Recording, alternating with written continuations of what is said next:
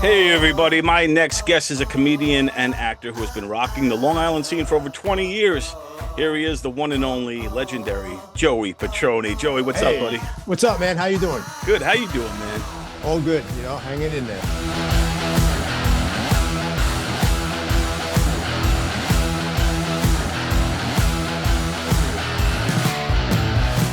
Yeah, man. It's been a minute since I had you on the show.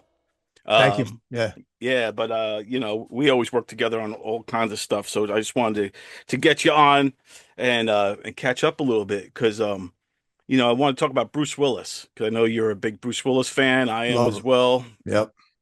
And yeah, I've been reading up, man, about him and the great Bruce Willis. He's not doing so good.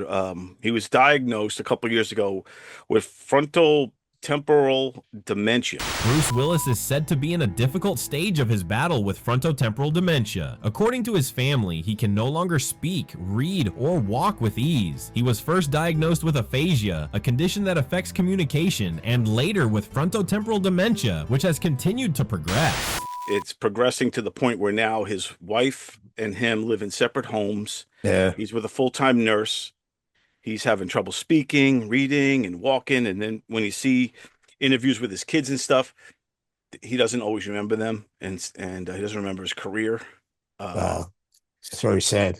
yeah, man, it's crazy because you look at Bruce Willis and like, dude, he's just kind of in the fiber of the zeitgeists of the '80s and '90s and Right. like our whole generation, pretty much. He's It like was tied to it. right. He was our hero, man. He was the man. It's So to see him go downhill like this, it's very, very sad. Yeah, man. It's and to me, dementia, to lose your memories and stuff, to me it feels like it might even be worse than death. I you know I well, my mom had dementia towards the end of it, and you live for those moments when she snaps out of it. So maybe she would be in it 75% of the day, so you wait for that 25% to have a conversation with her. So Wow. but in Bruce's case, it sounds like he might be in it 100% right now. So it's got to be tough, sad, depressing. And dude, as a family for you, right? Because you Right. kind of live with kind of this with your mom. Right. The whole family goes through this because Oh yeah. it's what does it feel like when she's not remembering who you are and things like that. It's got to be like it's just heartbreaking. It's heartbreaking. I have it's four siblings, so it's three. I have three sisters, and each one of us deals with it a separate way. And I was always the one that waited for that 25% of the time. Right, yeah, yeah. Other ones would get very frustrated, very angry, and then you have the one that ignores the whole thing and doesn't show up, doesn't want to be bothered with it. Right, yeah. Um, but if you're living Denial. Yeah. denial, yeah. But if you're living with like I was, everything your mom's done for you, everything Bruce has done for his daughters, and everything Bruce has done for the movie industry and everything. Um, you deal with it, because you feel like you owe them. Right. But my mom never got to the point where she didn't remember me at all, so I can't imagine what that's like. Right. Right. Yeah, it's got to be heavy, man. It's one of my fears. I got a million fears, dude. Like, there's so many different ways Yeah, that shit I can go down. I've been having my own fears now. I just it's crazy. You get to you get older and you start thinking differently. Yeah, dude. Like, you think about, who, what, when, where, like, what's the end going to be like? And it's a Right. morbid thought. Nobody likes to talk about it. But Hmm. then when you get, you see it, like, like somebody like Bruce Willis, who, like you said, was our action hero Yep. of our time. And he's going through this now. I saw like a video of him, his birthday, and he's just kind of like, he's cheering for him and everything. And you can see the decline, and Right. like, I don't know, man, like to lose your memories, bro. Right. I can't imagine it. Um, yeah, I can't imagine it, especially if it happens to you. You know. Yeah. Exactly. Like if I go through it or you go through it, and all of a Right. sudden, because I don't think you know, like I don't think the person with dementia knows it. They just Well, fade. yeah, and ironically, I mean, you can see videos on the internet about stuff like that where every day it's the same thing with a daughter with a mother. It's like she has to remind her who she is, where she is, how long she's been married, how many kids she has. Next day she wakes up, it's like Groundhog Day. Next day she wakes up and it's the same story. Or like You have to, 51st dates. right, Remember? yeah, Yeah. right. But yeah, for the person, it might not be if the person knew, obviously it'd be very sad and devastating to them. But if they don't know what's going on, for the most part, they're probably, they seem to be fine. They seem to be happy, whatever. My mom was like that. She had no clue what was going on. She would ask me what's the matter with you? I'm like, nothing. Why you look so sad? I'm like, no, I'm not sad. Yeah, but Yeah. you're the one with the problem, not them. Well, that's like It's Glenn Campbell. He went through this yeah. a couple of years ago, and he wrote that song. Did you remember that song? It's like it's called "I'm Not Gonna Miss You." Yes, that was very sad. Yes, I It's a remember that song. sad Yeah, song, man. The yeah. video, I'll see if I could play a little bit of it. I don't know if I'll get written struck or whatever, but I'll Right. see if I could sneak it in. I'm not gonna miss you. I'm not gonna miss you. But Glenn Campbell wrote that song, "I'm Not Gonna Miss You," and it's so sad. It's basically saying, "Look, I love you. You're gonna be my last thoughts of that I remember, but I'm not gonna remember any of this. So therefore, I'm not gonna miss you because I'm gonna forget Right. all of this." Right. So sad, dude. Yeah.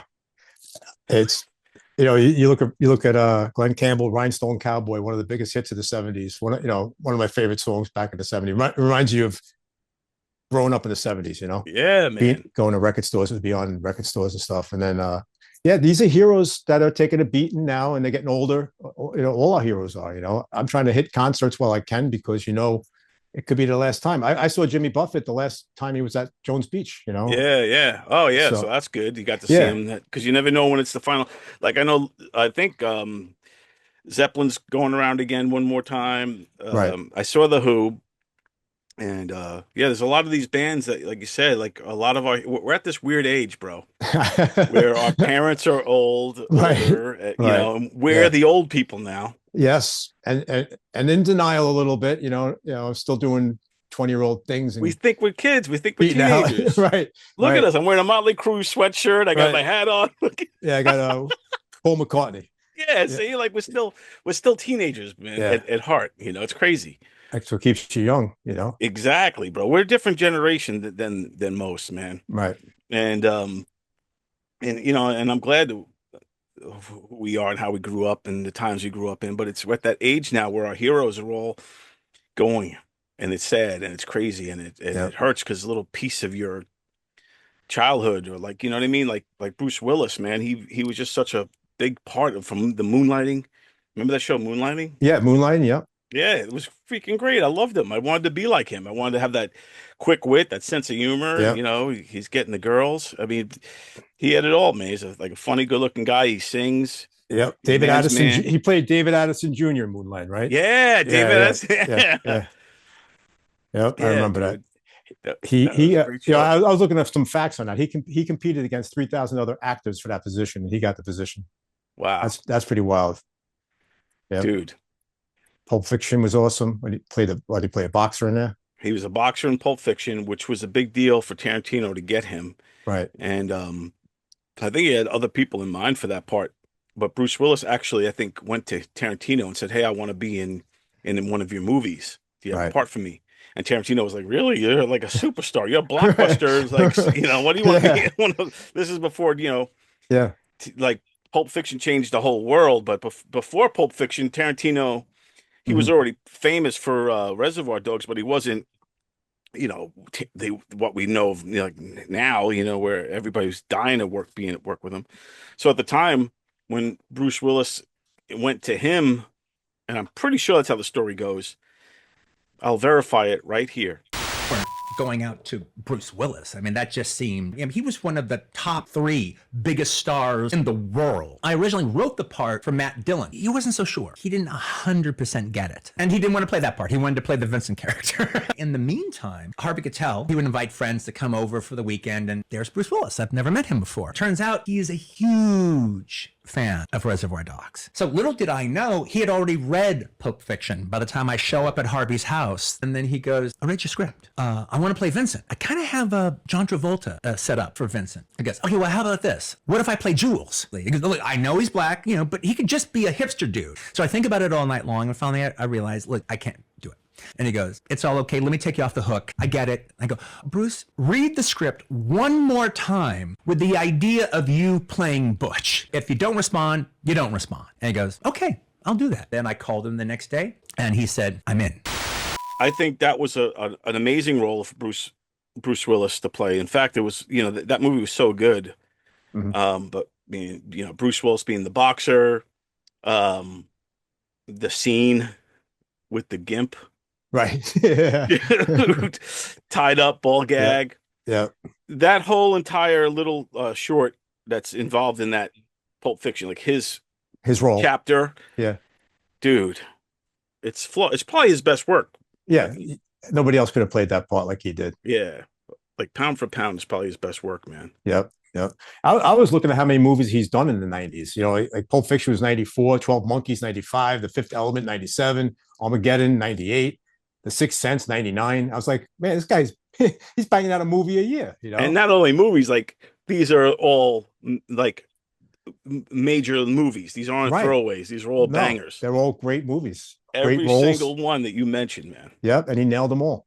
He nailed them all, dude. 12 Monkeys was great. Yep. The Sixth Sense, dude. That was wild.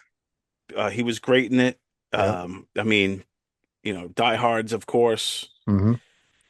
He was in so many great movies, played so many great characters, and and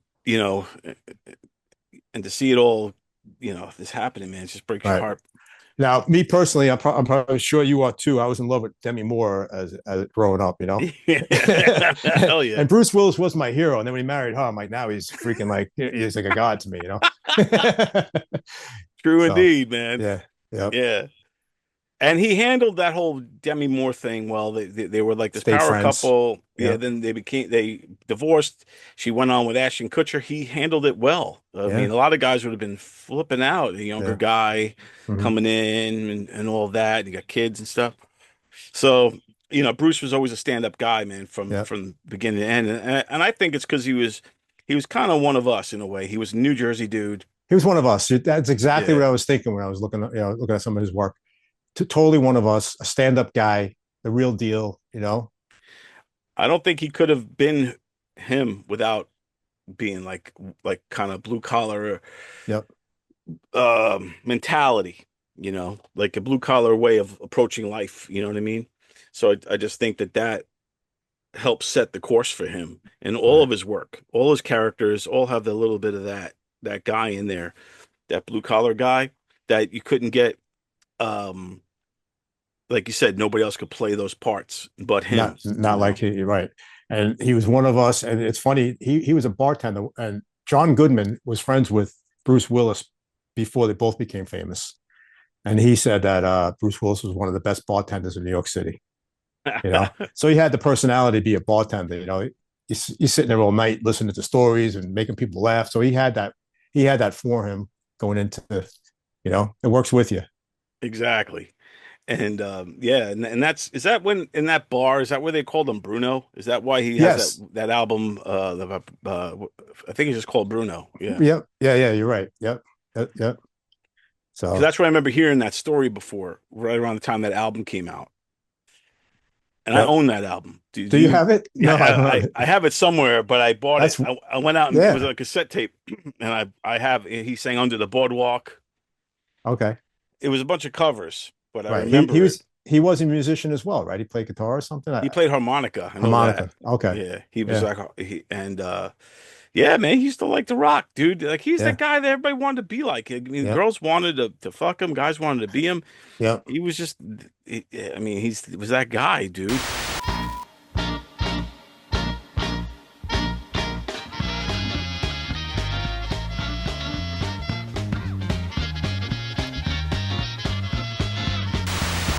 So I have a top five of my best um movies of his. I mean, they're probably the same as yours, but we got to go through it real quick. Okay. All right. So, in honor of Bruce Willis, we'll do this top five Bruce Willis films. He's got so many great movies, dude. I think he made, what did he make? Over, I have it written down here somewhere. One, two. I mean, at least 15 right here. One, two, three, four, Yeah, five, six, seven. he He's made got over, Tears of the Sun, Sin City, yeah. Looper, Glass. Some of them weren't real hits, but he was involved in all these. Yeah, towards the end, he started having more flops and stuff like that. And Yeah. there was movies at the time before I realized what he's going through. I was like, is this guy mailing it in? Right. Right. Some of Yeah. them are bad, but Right. again, you can't deny the ones that were great. Let's see here. I'm trying to find that. I know it was in here somewhere. He was in how many movies? I think he was in like a couple hundred different movies, man, or something like that. Something Yeah. crazy number. That's Right. why. You're right. He had parts in a lot of movies. Yeah. I'll see if I can find it Thanks real to, quick. I looked at this. I found out that thanks to Die Hard, he changed the Hollywood salaries forever.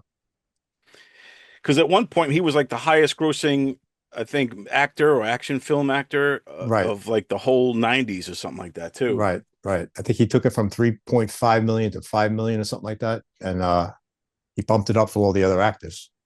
Yeah, he's got crazy, crazy stats, man. Yeah. So let me see here. I'll read this.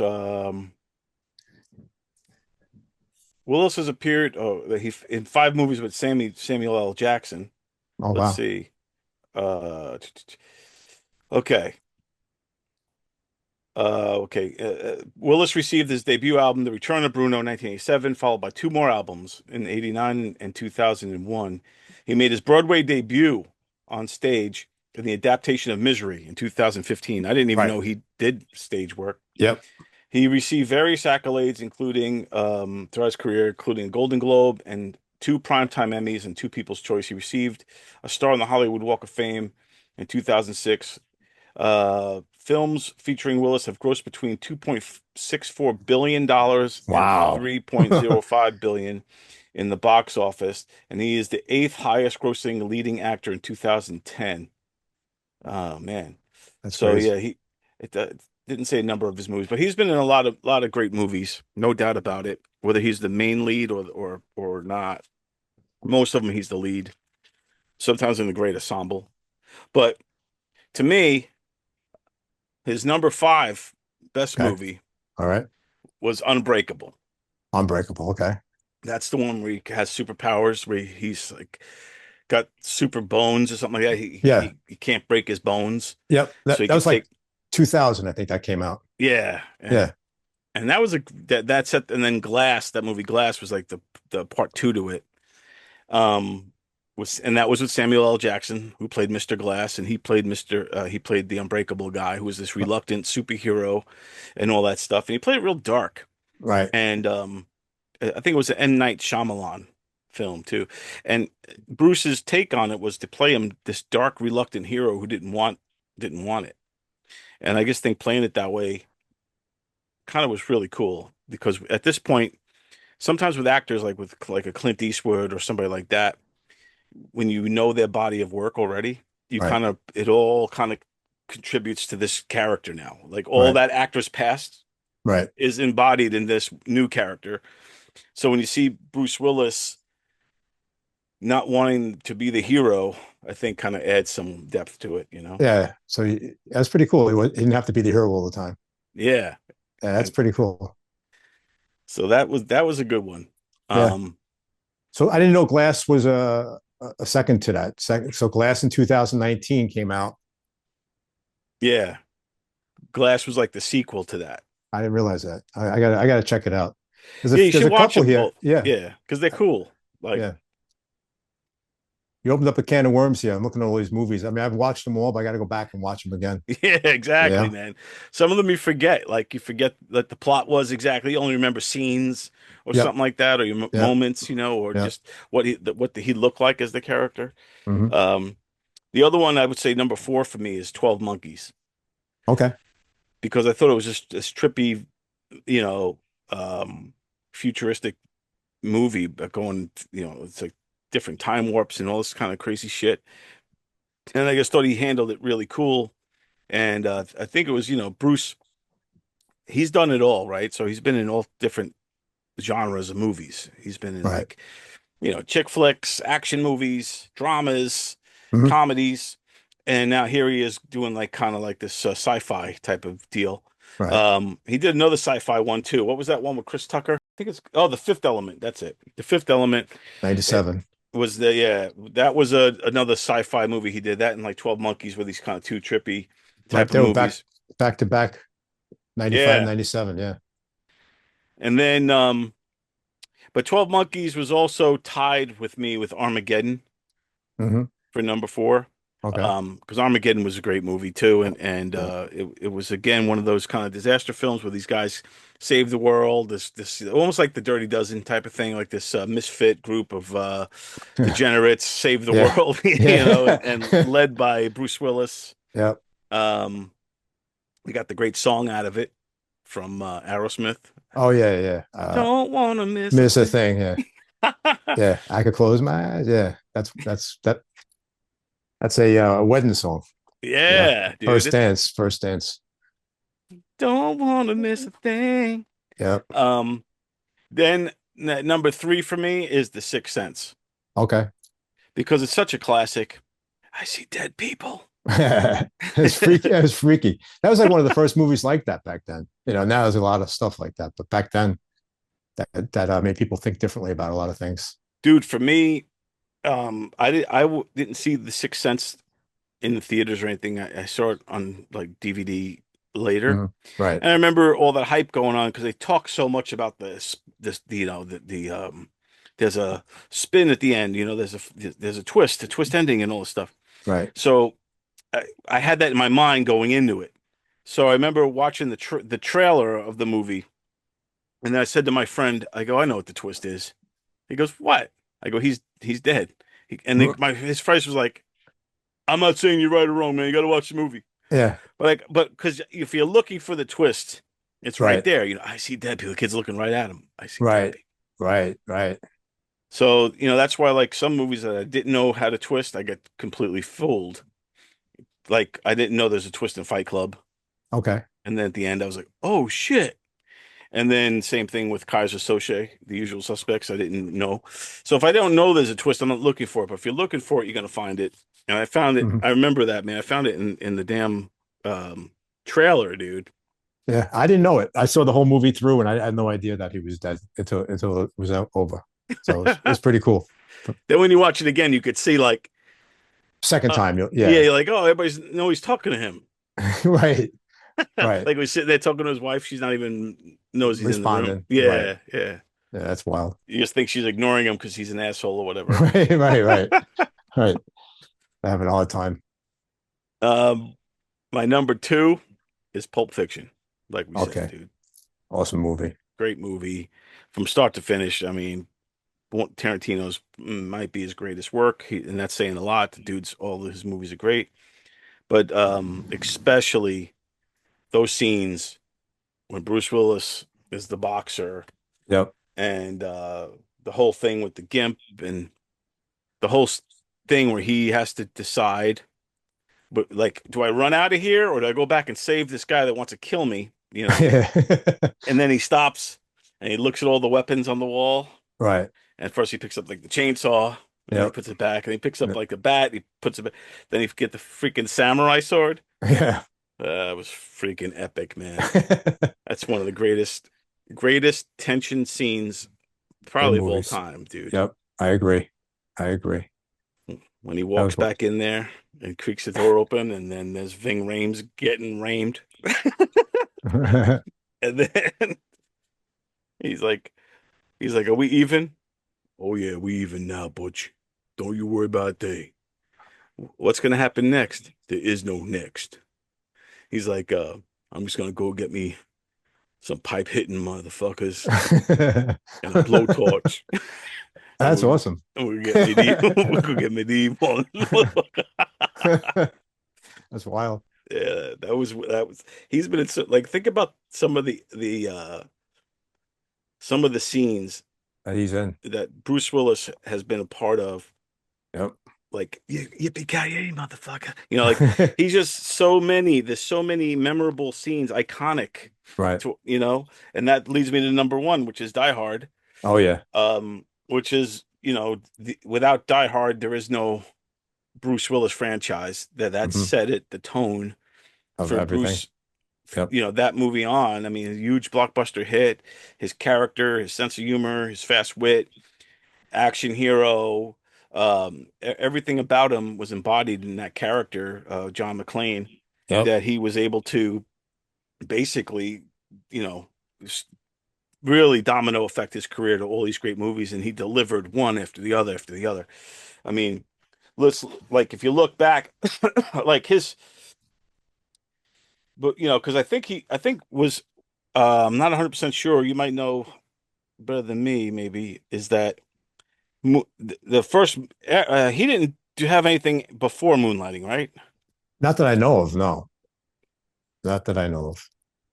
That was what, 85 to 89 or something like that. Yeah, Yeah. I think he started out in 85, and before that he was a bartender in the city, yeah, auditioning for everything. and he was in small parts. I guess he was in a small part of Miami Vice. I'm looking at his IMDb. Yeah. So stupid. You can't dress yourself and say, oh! Oh! This guy's a real sweetheart. I saw some small extra, I got extra parts, I guess, right? He's Yeah, he was in Sam Moore and Lou Reed and Sonia. I gotta check out some of these, see if I can find clips. He was in Right. the Twilight Zone TV series. Now I'm becoming a shadow. No. You're becoming a memory. Oh, really? Yeah, Really? like a episode. Yeah, so, and then Sunset, then Die Hard 1988 is when he changed the game. And I graduated in 89, so I was still in high school Hmm. when this dude broke. Because I was a huge Moonlighting fan already. And I already loved Bruce Willis at this point. I thought he was the coolest guy from Moonlighting. Right. And I wanted to be like him, man. Like I wanted to be not him as like a private detective. I wanted to be him, the actor. I wanted to be like follow his path. I wanted to be Bruce fucking Willis. This is before Die Hard, all that shit. Hmm. Die Hard comes out, blockbuster, It's like no other, dude. yep. He changed the game at that time too. The action hero was like Stallone or Schwarzenegger. You needed to have like this ripped freaking physique and be like a bodybuilder. Yep. He was like a regular dude. Regular guy walking in. Yeah. So he wasn't that intimidating, like Rocky, it's like, but yeah, he was one of us. That's the best way to describe him. Is one of us is like a movie star. Dude, freaking insane. Yep. Yeah, then he was in Look Who's Talking. That was in 89 also when he played the baby. That was a good movie. I didn't realize that was also 89. Then Die Hard Right. 2, Look Who's Talking To, Bonfire of the Vanities, Hudson Hawk, Billy Bathgate, which was a good movie too, mafia movie. The Last Boy Scout was great, him and Damon Wayans. The Yep. Player, Death Becomes Her. He was in Loaded Weapon. He was the man whose caravan is attacked. He was uncredited, so he was in a parody movie, but small part. Pulp Fiction '94, North. North was a big disappointment. I think they thought North was going to be this huge film for him, Right. but I think it fell flat. I don't think it was a block. I think it was a blockbuster disappointment. I think it failed in the box office, and I just think it was heartbreaking for him, if I'm not mistaken. But we'll have to check on that too. Nobody's Fool with Paul Newman, Die Hard with Vengeance, Four Rooms, which was like four short films, then 12 Monkeys, Last Man Standing, Bruno the Kid animated movie, The Fifth Element, Mad About You. I guess he was in a couple of sitcoms, The Jackal, Armageddon, Wow. Fifth Element, Apocalypse, Sixth Sense, Story of Us, The Whole Nine Yards, Unbreakable. I'm trying to see his movie Where started to tank a little where bit. It probably was around, Probably towards the end, probably, right? yeah, because he was great in Sin City, which was 2005. Right. The Expandables and Red both came out in 2010. I don't know if I ever. Do you ever see Red? I I'm not think I've sure. seen it one time. It's one of those movies. It's kind of like The Expendables. It's a bunch of old Okay. people like that, like I think John Malkovich is in it and Helen Mirren, Okay. and yeah, I'm pretty sure, and it's kind of like this a bunch of older people, like you know, it, starring in it. Um, yeah. Then he was in Cop Out, and then I think it started to go down after 2010-ish. Okay. Because I did hear too, like I think before the cat was out of the bag about his condition. I think even Stallone was saying something about Bruce just wasn't pulling his weight on set or something like that. I think Right. there's some kind of thing. I'll see if I can find that too. Maybe he was having problems. Early Remembering his signs. lines or even just Yeah. acting, Yeah. not Yeah. knowing where he's supposed to be standing, shit like that. Yeah. You know what I'm Right. saying? Like, Hmm. because they say like dementia, man, it's very frustrating for the person when they starting to slip into it, when they like, They don't. They don't know they have it. and they don't remember like small things like, you know, like, to put the milk in the refrigerator or something like that, or, Right. where they put their keys or, what's their last name, even like Hmm. stuff like that just frustrates the shit out of them because they just can't remember, Right. and I think Bruce is going through that, and it's so sad. He must be, you know, from what I'm hearing with the family is that they're preparing uh for the worst, and Right. that's kind of sad, man, because I think when people go through dementia at this level, like he is, where he's Hmm. forgetting he doesn't remember his career, supposedly. He doesn't remember takes him a while to remember his kids, um, and all this stuff. So I think that, um, it's like dying twice, Right. like for the family. You know what I mean? Right. I give the family credit because I mean, I think the family handled this all the right way. They For not to sure, make dude. not to make fun of was it Frankie Valli? They got him out there singing at 90 something years old. Yeah, and he's not singing. Everybody else is singing for him. And they're making money off of him and all that type of stuff. Yeah, yeah, that's a great point. Like not that they'd make money off Bruce Willis being in his condition, but they're respectfully taking him out of the spotlight and keeping everybody posted. And I think they handled the whole thing very well. You know, Yeah, man, I agree because I think it's freaking like they are handling it well and with mm-hmm. dignity and Dignity. That's the word, dignity. and letting him have his dignity. You know what I mean? Yep, yep. Let the fans remember him the way he was. You know, Exactly, man. so I love Bruce Willis. God bless him, and I'll continue to watch his movies. That's for sure. You know, Yeah. I I hope got he. I mean, and that's another thing with dementia, dude, is there's no turning back. There's no no. cure for There's it. no cure. There's no Nope, recovery. nope. So it's just what's the word that what's the word when there's no cure for something? Inevitable. Inevitable. Yeah. I don't know, dude. And what I think is, I know there's preventive measures that we can do. People, to avoid getting dementia. Right. And I don't know if there's a wrong way. Like, I don't know if Bruce did something wrong or didn't. Like, again, it's one of those diseases that a lot of people don't really. Uh, I mean, there's obviously brain scientists looking into it all the time and stuff like that, but I don't think it's this. It's like cancer. There's no, you How know, do you? Yeah.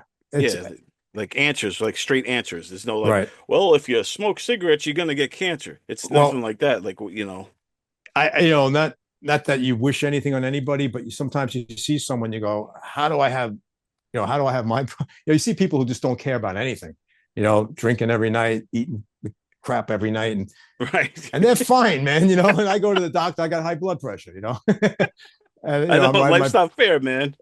well, I it's weird for me, like what causes this stuff. I have no idea because some people, like my dad, for example, he's 83 years old, never sees a doctor, never went to a doctor. Um, knock on wood, Yeah. he's great. He's doing great. Well, And maybe that's the thing. Maybe doctors and yeah, pharmaceuticals and all that stuff. yeah, he's All White they Castle. He eats Yeah. White Castle burgers. I mean, he's oblivious.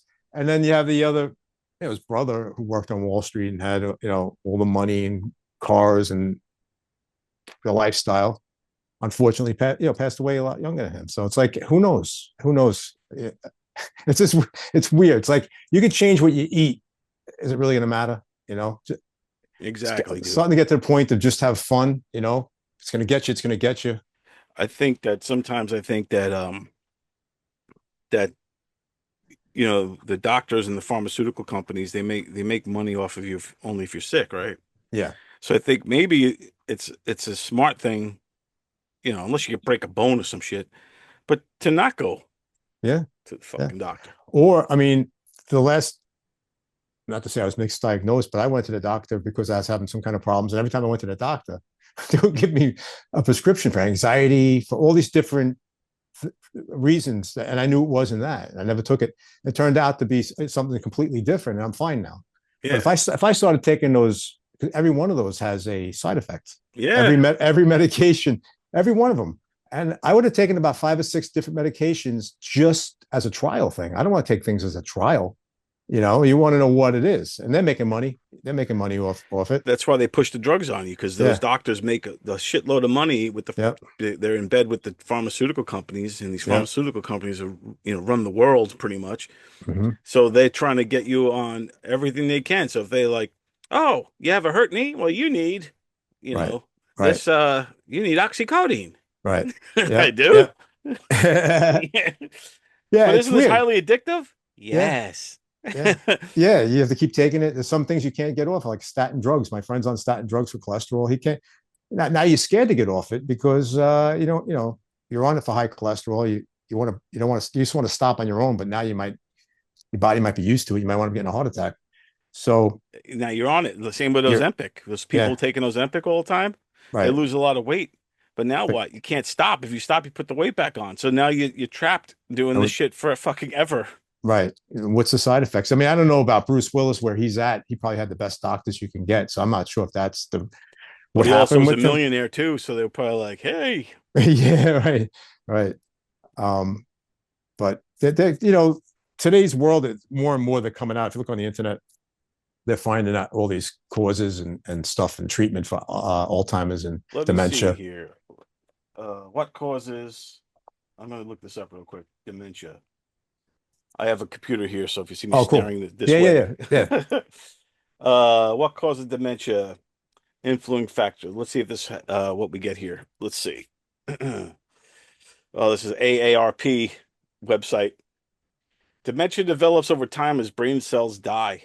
Although scientists can't point to a single cause for this, many factors appear to be at work. The Alzheimer's disease is a common disease that leads to dementia. So it's associated with Alzheimer's. Naturally occurring proteins called beta amyloid build up in the brain. They clump together to form plaque and tangles that disrupt cell function. Neurons or nerve cells lose their connections with each other and are unable to send messages to other regions of the brain. But there's more going on. We have known for more than 25 years it takes more than just an elevated level of amyloid protein in the brain to cause Alzheimer's disease. Brain inflammation is almost, so they don't really have any certain things that cause it. Well, here's the problem. When you're looking on the internet, right? Like if you looked on, I've been looking on, not that I'm a Twitter guy or anything like that, or X, whatever it's called. You get different information because you could say on Twitter or X, how can you get rid of, what's an alternative to blood thinners? And they'll say cayenne pepper. They give you a whole list of stuff. You Google that on the regular internet, and there is no cayenne pepper has not been proven. Right. Because one's the company making money off what they're telling you, and they can't go against it. It's like Big Pharma or Big Brother.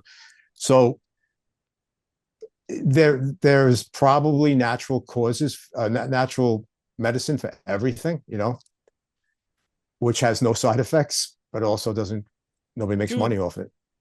Think about the home remedies that still work, right? Right. Like, chicken soup, stuff like that, right? Yeah. and people want to shit on these home remedies, but they've been working for the beginning of time. Yeah. Yep. I remember one time I had a fever, bro. This is years ago when I was still younger, but I had a bad fever, like burning up. Yeah. And so my ex-wife soaks these socks in what do you call it? Peroxide. Peroxide. Yeah. And they were freezing cold, but she put them on. I was like, oh, what are you doing? And within minutes they dried up because it all soaked in, and then my Yeah. fever broke. Yeah. Yeah. That You're not stuff's going to all. find that on the internet. If you look on, it's funny. You have to look on. What's it called now? Twitter, or is it X? Something It's X now, yeah. X. Okay, so there's a woman named Barbara O'Neill. You ever see her? You ever hear of her? No, Barbara O'Neill. Look up Barbara O'Neill. Yes, Oh, you go down a what's that called? What's that called? A rabbit hole. You go down a rabbit hole with her, but she's got a natural way to fight any and everything. You know, yeah, I love that. and on the other side, everybody's calling her nuts and she's crazy. But why not try it? Who cares if she's crazy? Give it a Yeah. shot. If it don't work, then go to the doctor. I'm going to check out some Barbara O'Neill. I'm going to play one of my favorite things right now.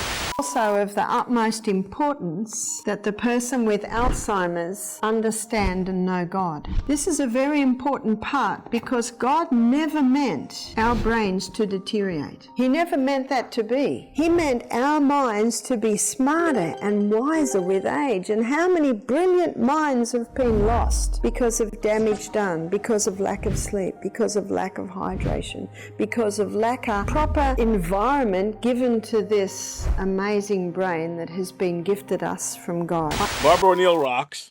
Yep.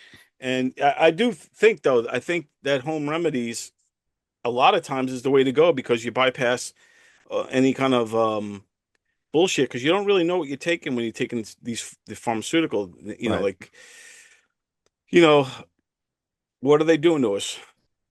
Everything has a side effect, and it's scary when you have kids. Because my daughter had, something she got checked out for, and they gave her medication. And I'm reading it, and I'm like, thoughts of suicide, all this garbage, man. I'm like, Yeah. and my girls are happy, so I kind of like just threw it out, and Yeah. the next time I went to the doctor, it's like, how's the medication working? And she's like, oh, I don't know what my dad did with it, and the doctor was kind of mad, but she's fine now, she's doing fine. Their answer to everything is medication. Yeah, dude. And I'm not saying that doctors are bad, but that's the way the world is. That's just the way it is, I don't think doctors are evil. No, right? Except for being taught- Fauci. Fauci, Right. Fauci's evil. Right. But I think that they want to make money, They have to make money. and that's where the money is. Yeah. You sell these pharmaceuticals. Yep. You sell the latest and greatest thing that's out there. Mhm. And then if somebody comes along with like let's just say the peroxide socks was healing cancer or something, they would probably shut me down or try to convince the world that I'm nuts for Yep. selling peroxide socks, Yep. and discredit me and villainize me and all this shit. Meanwhile, they're the ones, you know what I mean? Yeah. So they play these games with people. We saw that a lot during COVID, man. Yep. There was like 12 other scientists that came out against the vaccine and they shut them down. Remember, they kicked them off of Twitter and all that at the time. They kicked them all off. They said they were crazy and they're conspiracy theorists. And if for some reason I saw through it, but I don't know why a lot of my friends and a lot of people don't see through it. It's kind of weird, I was like, even the smartest people I know don't see through it. I think a lot of people, they believe what they want to believe regardless of facts.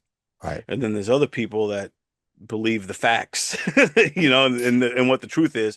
Right. And I think it's, for lack of a better way to put it, I think there's a lot of people that are like freaking brainwashed, man. That's it too. I mean, I don't know about you, but I don't have, and not that I'm in denial of politics, but we don't have the TV on at night anymore. Yeah. we used to always have whatever the channel is, Fox, CNN. We used to listen to all of it. And I'm not putting down anything that's going on in the world, but it's a circle. It's like every day, it's the same story, no ending and it's just a circle with they don't resolve anything. They talk about it. It's an obvious problem and it just gets brushed away. So when the next thing comes along. Yeah, it's just a circle, and then like News 12, you can watch News 12 and they repeat their news all day. So you can watch it for a half hour, you know the news. If you sit there and listen to it all day, you're brainwashed. You walk around saying, it's going to rain tomorrow. The Mets are playing you'll have the news drilled in your head. Right. Yeah. On the facts that you don't even care about, so I think the same thing with the news. We've been watching my wife and I, not with the kids, but we watch like all the family reruns, like stuff that you want to after dinner, you want to relax and wind down. You don't want to sit there and get involved in stuff that you can change. We do vote. It's not that I'm walking away from politics, Right. but not 24/7. You watch a half hour after dinner and then you put on something that's going to relax you. Dude, I agree totally, man. I had to stop watching the news so much. I would watch it like all day. I'd just have it on all day. We did too. Right? We had it on, especially during COVID. We wanted to know what the hell was going on. But then when it puts you instantly into a rage, because Right. what they do, I always said, look, I feel like we're all brainwashed, but we get to choose what pill we want to take, red or blue, right? Yep. So do you want to watch MSNBC or do you want to watch like Fox News or something? Right. So whichever one you pick, right? So then you watch it, and then what they do is they show you the bad guys. So like, let's say you're watching this, and then you're watching like Fox News, and then they'll go, "Oh, here's what Rosie O'Donnell had to say," and then she says something stupid, and then you're like, "Ah!" Right. And, They set you or up. CNN does the same thing. That's why some people are so angry. You're trying to figure out why they're so angry, because they're watching what you just described. They're watching.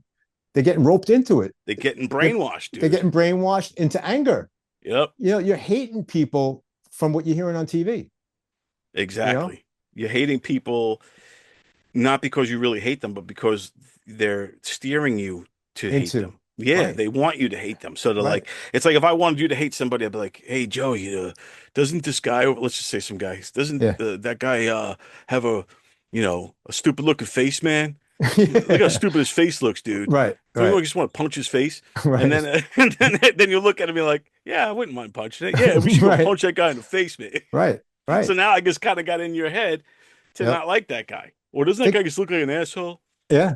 So back in the 70s, right, when we were younger, growing up, we're on our bicycles, families were outside, barbecues going, frisbees, right, on a Saturday afternoon, block parties. And you don't really see that much now, but really back then, the TV had 13 stations. It's pretty much all mostly entertainment, right? There was news, but it was news at 6 o'clock or whatever it was. Yeah, like the 5 o'clock news, 11 o'clock news. Yeah. Right. Right. And now you have like pretty much news 24 hours a day, right? And you have what we described. You have the left, the right, whatever, people turn people against each other. Right. Yeah. So if you look down the block, you even have signs on the front lawns, whatever they team voted you're on. for. Right. Right. Yeah. What team you're on. But every pole in my area has an American flag, which is Right. nice because we're all American. Right. Every telephone pole in Massapequa Park has an American flag on the pole. Oh, that's awesome. So we're united as Americans, but we have differences. But I do think that media, what do they call it? Television? You get brainwashed. What's the word? They call it television for some reason. Entertainment. There's a word that it's the reason why it is what it's called, because it controls your mind. Programming for a reason. They are programming you with their vision. Because while you're entertained, your subconscious mind is being trained to fear, to conform, to forget your own power. If you don't program your own mind, someone else will. It does, dude. It does. TV's been shaping our thinking since it's been invented. Right. And radio and all that stuff. And so, like, like every TV show you watch, especially now, it's more evident. You could see it now more than ever when they have a narrative they want to push or whatever. Mm-hmm. But it's always been there. It's Yep. always been there. Look, back in the day, like remember, like every show back in the day would be like the have the bad guys would be like the Russians or the Nazis or the Germans. Yeah. Or, and then before that, it was always the American Indian was always the bad guy. Bad guys. Mhm. Then they started changing that narrative around to where it's the white guy is the bad guy in every fucking movie. Right. And meanwhile, every one of us are the same. You have bad guys and good guys, and it has nothing to do with anything. Back in the day, I'm thinking again about the internet. Like right now, you could be sitting here in Massapequa Park and hating somebody that lives in Florida, Back in Right. 1970, you didn't know anybody in Florida except your grandparents. Now Yeah. you know everybody in Florida. You have different views with people in Florida because of the internet. You got Right. people hating you in different countries because of the internet. Think about that. It is crazy when you think Right? about it. I have no business liking somebody's stuff or hating somebody who lives in a different country. Like, Right. you're communicating with people and having all this hate crap going on, and you get yourself killed. And You most know, and most people on social media aren't going to reach out to you to say something nice. They reach out like if it's on Twitter or whatever, right? Instagram or whatever. It's a lot of times it's just, especially if it's political, it's Mm-hmm. always going to be some mean thing, some crazy shit, and Right, then and everybody's just out there trying to get views, trying to right, get likes, trying right. to get retweets or whatever, and at all costs, bro. They wind up getting killed for that. They wind up getting killed to get view counts. Like they put themselves into these situations. You got guys jumping off bridges, trying to jump onto the other side of a bridge, and they just for views. They're going to risk their life to get views. Hopefully he makes it, and then they'll get 1,000 views. I've But seen those dudes that climb the buildings. yeah, yeah, I'm like, well, this guy's freaking nuts. I never saw a chance to see this. How many failures of those? right, right. But it's crazy. It's you got two neighbors that don't even know each other, yet they don't like each other because of the internet. Because one has a Trump sign and the other one has a whatever Yeah, the yeah, Tim Waltz sign. yeah. And the bottom line is everybody wants the same thing for their family. Nobody wants to fight. Nobody wants their kids fighting. Nobody wants hate. But mind control. That's what it is, right? Mind control. There you go. It's mind control for sure. Right. And I do believe that television and movies and all the media is controlling that narrative. That's why look at Hollywood now. Like they definitely have a certain side that Agenda. they push Yeah. and an Yeah. agenda they push. And and it's just we are living through some historic times, my friend. Yep. Where they're going to be, hopefully it gets back to normal someday, Right. and then they could look back at this and go, "Holy shit!" Right. Right. The biggest culprit could be the internet. At one time it was TV. But now you got people fighting, meeting somewhere to fight, and they don't even know each other, but they have a disagreement on the internet. It's going to get worse with AI. AI is Oh already yeah, like, dude, they have fake shit that I saw I it. never thought we'd see the day where you got to watch something and wonder, is this Is it real? real? Right. Right. There was a And video yesterday. I don't know if you saw it. It's a joke. Like I could take you, just a picture of your face, and put it on somebody with security cameras. You're stealing chicken from a oh, supermarket. I saw that. Yeah, you saw that? Yeah. And it looks real, man. It's like that, you're putting the chicken under your shirt. It's like you got busted. Like, look at this. Don still got busted stealing chicken from a super, and you'd believe it. Yeah. That's what's scary, dude. Yeah. Is it's gonna, and AI is only gonna get better and better and better. Right now, you can Yeah. kind of see flaws in it. Like if you look at it, you could see the color or whatever. There's something not right with it, Right. like something a little off. But sooner or later, it's gonna catch up completely, and You're we're not not gonna gonna know. be able to know the No. difference. And they'll do it with the presidents. They'll do it with other countries. They'll have you thinking that these people are doing this stuff, and it's not true. And who knows how long they've had this technology, and have they been fooling us already? Right. Because they slowly release the technology. They know this Yeah. stuff tons of years ago. I just heard that we're going to the moon in February this year, February 6th, I think it is. Oh, For the that'd be first dope. for the first time, Now we'll really go. right. Yeah. For the first time in 50 years, NASA is going back to the moon, the space agency planning a crewed mission that could launch as soon as February next year. It'll see 4 astronauts fly around the moon for 10 days and also one person who's never been to space before. It'll take the crew further into space than any human has before. But you're right. I mean, how long is the technology that's come? They give us little drips and drabs. I mean, how do you go from an 8-track tape to an MP3? Like Right. In this matter of years. right. I mean, they milked it. They went from to a regular cassette tape into a CD and they had records. And now you could just download music right off your phone. How many times I got to buy the White Album, man? I know all different versions. Yeah, exactly. Got the 8-track, got the cassette tape, Yeah. got the LP, got the vinyl, and then I got the CD, and now I have the MP3. Of the White Album. Yeah, all the same album, Yeah, all different. Crazy. It's funny because we're going back now, and for Christmas we got Vinyl's like we got record players. There's a record player right there. I don't know if you can see it. Oh There's yeah, record players. awesome, Yeah. man. Yeah, hold on. Let's see what we got here. Probably my daughter's stuff. Because I'm telling you, nothing beats the sound of vinyl, man. There's There something. we go. Hey, all right, there you go. What was it? Beatles, and then we got Meet the Beatles. Meet the Beatles, yeah. The So we're classics. still listening to records in my house. Very cool, bro. Yeah. There's to me, listening to vinyl is like reading a book, like an actual book with a cover and all that, because there's things to it that is more than just the music, right? So you got the feeling of the vinyl, the picture, the album cover, the back, you got the liner notes, you got the inside sleeve, the smell of the album. The smell's big. Yeah, it's the lyrics. Yeah, the lyrics are in there, and then when you put just hearing that crackle on the record when the needle hits the record. Yeah, it's a different sound, right? Yeah, there's so many special things about listening to vinyl versus sometimes you don't need it super clean, man. No. What's that? Do you remember what record when we were in the 70s that came with a gun that you like this? And do you remember it? Oh no. I'm not gonna tell you what it is. It was a gun that went like you do like that. And do you remember? No, it wasn't Revolver. I'm just thinking Beatles now, but who was it? It was Love Gun, Kiss. Oh shit, Love Gun. Yeah. So it came with little things like that. You know, you look forward to it. You never know what's going to come inside your record album, you know?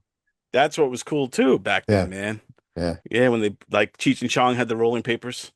Right. The big rolling paper in there and stuff like that. Yeah. That was some cool shit. Or even what was the Andy Warhol was the band? Velvet Underground. Okay. With the Banana album cover. So the Velvet Underground had their, you know, they were sponsored or whatever by Andy Warhol. So he made their album cover, which was a banana. Right. But the thing with Andy Warhol is he's always a complex artist. The banana peels. You could peel the banana and it's like this pink banana underneath. But now those albums are worth a fortune, bro. If you could find an actual uncut, like an original album with the unpeeled banana. Some. Oh, I don't have that. What year is that about? Is that I would say that's got to be 70s. Okay, that's old schools. Yeah. Let me ask Siri real quick. Hey Siri, what year did the Velvet Underground debut album come out? The Velvet Underground released its debut album, The Velvet Underground and Nico, in 1967. Oh, the year I was born. From Wikipedia. Yeah, so that was 1967. That was the birth of punk rock, essentially. Right. And that album, I don't know if you were into the Velvet Underground or not, but that album, Lou Reed, you know, was, to me, it's that you think because they say it's the birth of punk rock and it's going to sound like punk rock. It's not. It's more poetic and beatnik sounding, and hipster, you know. But it's talking about the streets. It's talking about heroin, hard drugs, prostitutes, you know, shit like that. So that's where it gets that kind of you know, it's like Tom Waits type shit. It's like it's got this grimy view of the world, you know, from like a street person. Right. You know, nightlife guy, drug addict, hobos, that kind of time. And Lou Reed, he's like what's that song?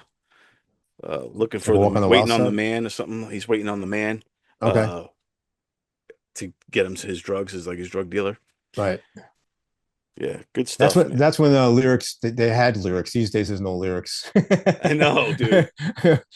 So the other album I was thinking of, and I have it, it's probably one of the last Twisted Sister records before CDs, I think. You ever see Come Out and Play where you pull up the center and he 3D? Comes out? Yeah.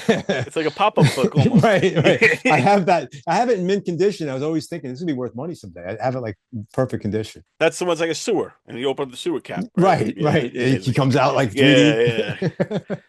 Come Out and Play. I seen them in Nassau Coliseum with that album back in the day. Did you really? Yeah, they were touring that record. Yeah. And through the years, man, you know, with Twisted Sister, dude, Long Island band, I got to interview almost every single band member. Wow, at one time or another. Yeah, that's super awesome. cool, including that Dee is Snider. awesome. Yeah. Oh wow, yeah, I love those guys. Yeah, they're a great Again, band. they're like us, man. Long Islanders, Long Island guys, You rough can around the relate. edges. Every Yep. single one of them a little rough around the edges. Every Yeah. single one of the Right. person in that band. Right. You don't want to mess with them. Yeah, they're not easy to get along with. Not Get one single person. But I get love them all. get their autograph and get out of here. Um, yeah, that must have been rough hanging around those guys. Like even just being in the band, just constantly probably fuck you, no fuck you, no Right. fuck you. Right. Yeah. I was a But roadie back in the day. I used to roadie for bands, and they used to fight in the back while I was driving places, and then they have to go on stage and play together like they love each other. I had the van, I had the work van. So every band in my town would, they pay me gas and all that stuff, and I also get to hang out.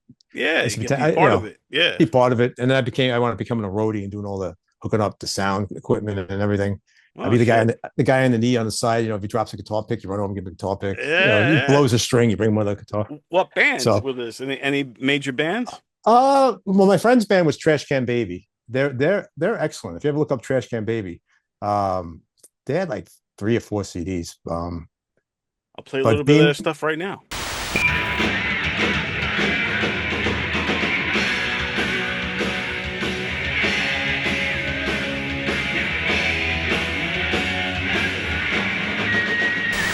That was Trash Can Baby, man. They rocked. Aren't they awesome? Yeah, they rocked, man. There's so many bands that back then there was so many bands that it was tough to make it. It definitely was Who You Know, because they were right in there with everybody else. You know, The 80s was that's like I'm assuming this was like an 80s metal band, like a hair metal type band. yeah. Yeah. They were what I guess no, like 90 to 94, maybe 95. Oh, like 80, right towards the end. 89, yeah, 89, Like 89. that's when it peaked. So Yep. hair bands kind of like, and I say hair bands not in an insulting way. I love that's my They're- fucking yeah. soundtrack of my height Right. of my younger life. Yeah. I love hair bands, and my favorite song of all time is Home Sweet Home. You know that, and I told you that. Yeah, We awesome. played it at my Awesome. wedding. Yep. That was a great song. But to me, it peaked at 89 and then started coming down. And then by like, was it 93, 94-ish, 92-ish maybe was Nirvana and everybody. So, Right. but there was still a lot of great bands that were coming out. They were just kind of like a day late. A day so to late. speak. Yeah. Yeah. Because if these guys were probably back another 3 or 4 years, they would definitely, they were on BAB and all that type of stuff. Paul Trez is the lead singer. He's still coming out. He just came out on an album. The name of his band now is Terror God.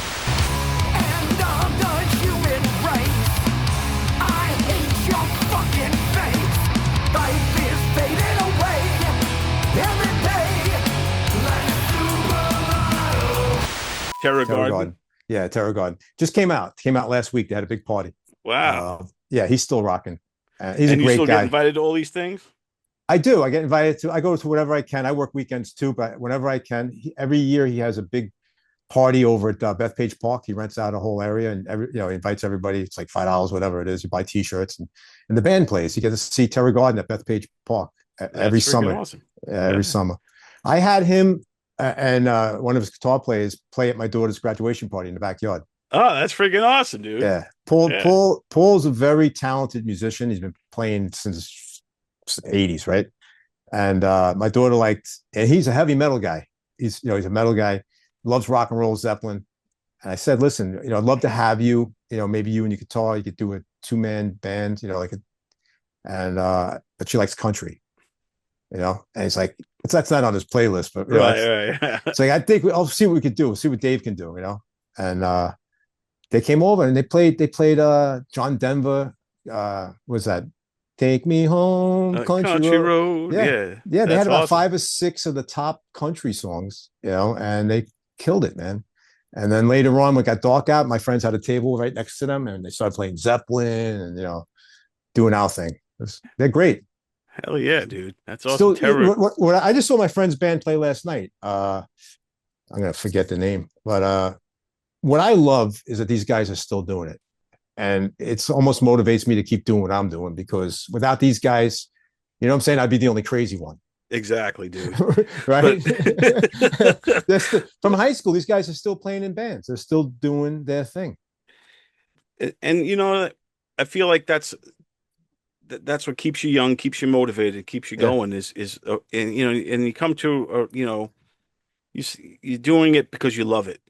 You're not doing it anymore because you think you're gonna have, a hit song or some shit necessarily. You're doing it because you love it and you love the process of writing music, Right. recording music, playing music live, Yep.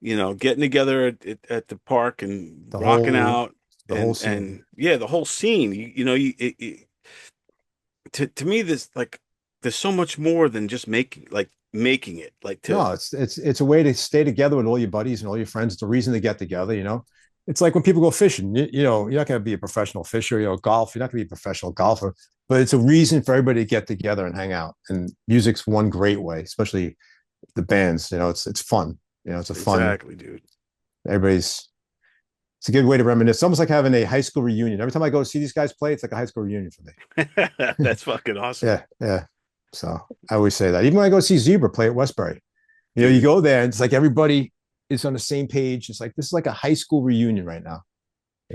I love that. I love going to those kind of nostalgia shows too, where you see everybody from, like you said, it feels like a high school reunion. Everyone's your age group, your generation, and was rocking out. We still remember how it was, man. Yeah.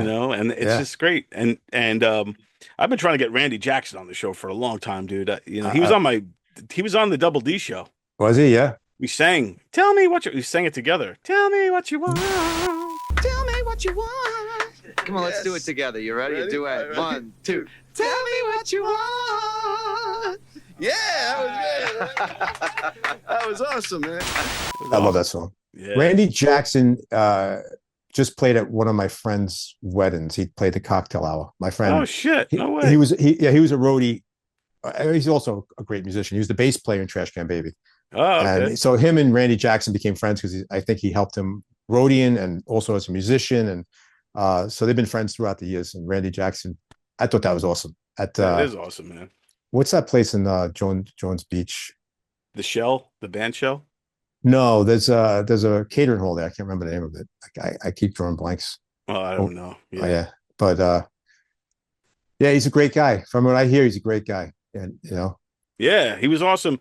Again, this was back in the Double D show days when he came on, and it was early in the morning. You remember how early we did the show? And he that's came amazing. in. He's like, I didn't even sleep. He came in. Sang. Yeah. He came to the studio. He came in studio, dude. That's awesome. And this is back in, like, I don't know, 98, Right. 97, 98-ish.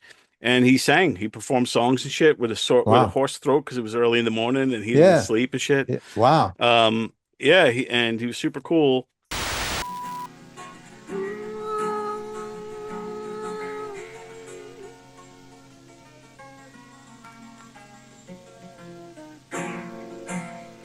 We sailed away.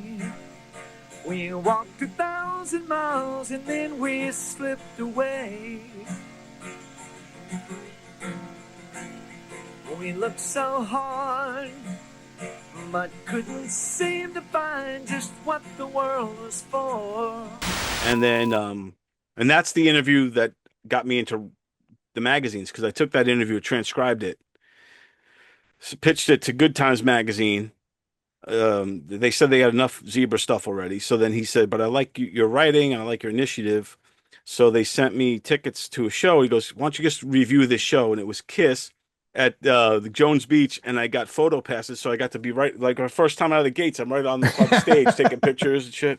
Right. Yeah, it was pretty awesome. Yeah, that's cool. Shout out to Rich Bransford and Good Times Magazine for starting me off back in the day. But that's amazing. Yeah. But yeah, dude, this is always great talking to you, man. I mean, this Brice Willis thing has been bothering me. I just wanted to. Yeah, I mean, every family's dealing with it. There's probably a lot. People don't talk about it, but behind the scenes, I know some women at work that they're dealing with their moms like that, and it's the only thing I can say is it's very sad. I mean, there's really nothing else you can say about it. And God bless his family for going through it, and hopefully. They're able to get through it. Yippee-ki-yay, motherfucker. You still there? Yeah, you still there? You see me? No, I lost you. I had my daughter called. There you go. Okay. I'll say my final line one more time to you. Ready? Yeah. Yippee-ki-yay, motherfucker. Yippee-ki-yay. Right. That's like what's it, Porky Pig saying, that's all, folks. That's your yippee-ki-yays. That's all. Yeah. Exactly. That's all, folks. Everybody, Don, check out Joey Petroni on Instagram, YouTube, and all your socials. He likes to get on X as well, so check him out there. Is it all well, at Joey Petroni? Joey Petroni. I'm on TikTok now. I just started doing TikTok. It's pretty cool. I like Nice, TikTok. cool. Yeah, yeah. So, thank you, Don. That was awesome. Thank you. I appreciate you having me on today. Yes, you rock. Joey Petroni, everybody.